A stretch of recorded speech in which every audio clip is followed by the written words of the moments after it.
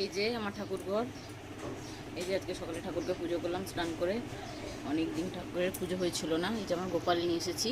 তো এখানে তো কেউ থাকে না, শুধু মানে ওর বাবা থাকে, মানে আমার হাজব্যান্ড থাকে। তো আমরা তো দেশেই থাকি এখন বেশিরভাগ। তো শ্বশুর শাশুড়িরাও দেশে থাকে। তো আমার বাবা মা এসছে, এখন থাকবো এখানে। বাবা মা চলে যাবে, তারপর শ্বশুর শাশুড়ি মা বাবা আসবেন। এই যে এটা হচ্ছে ঘর আমাদের, এক কামরার বাড়ি, কলকাতার পুরনো।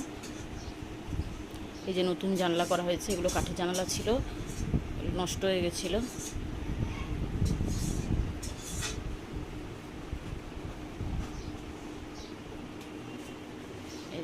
এই যে আমাদের খাট, এখানে ঘুমানো হয়, নিচেও একটা বিছানা হয়।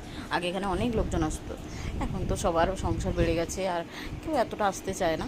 তাও প্রয়োজন পড়লে অবশ্যই, কলকাতাতে একটা বাড়ি থাকা তো খুব মানে ভালো, প্রয়োজনে বিপদে আপদে সবার খুব কাজে লাগে, আত্মীয় স্বজনদের। এই যে মা ডাল করে নিয়ে এসছে। এই যে আমাদের রান্নাঘর, আর বাথরুম, ওদিকে বাথরুম নিয়ে গেলাম না। এই যে এখানে জল ভরা আছে।